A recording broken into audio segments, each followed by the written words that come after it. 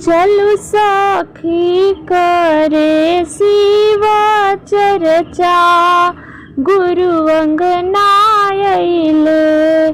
चलु सखी करे शिव चर्चा, गुरु अंगना अइले। शिव गुरु अंगना अइले, शिव गुरु अंगना अइले। चर्चा में लागी नाही खर्चा, गुरु अंगना अइले। चर्चा में लागी नाही खर्चा, गुरु अंगना अइले। चलु सखी करे शिव चर्चा, गुरु अंगना अइले।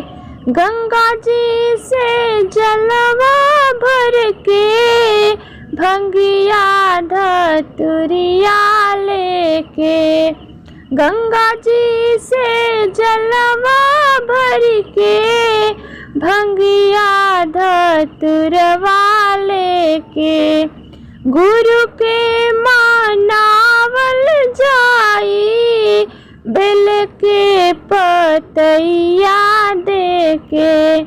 बाघंबर देहब हम असनवा, गुरु अंगना अइले। बाघंबर देहब हम असनवा, गुरु अंगना अइले। चलु सखी करे शिव चर्चा, गुरु अंगना अइले। घिउवा के दिया न जलाऊ, मिली जुली भजन सुनाऊ। घिउवा के दिया न जलाऊ, मिली जुली भजन सुनाऊ। आऊ सखी हाली आऊ, शिव गुरु के रिझाऊ। हथवा में बांधी ले कंगनवा, गुरु अंगना अइले। हथवा में बांधी ले कंगनवा, गुरु अंगना अइले। चलु सखी करे शिव चर्चा, गुरु अंगना अइले। शिव गुरु दया करी है, चर्चा जे हम करवाई।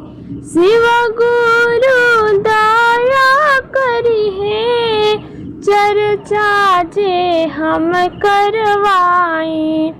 रखी है शरण में महादेव, गुरु के जे ध्यान लगाई।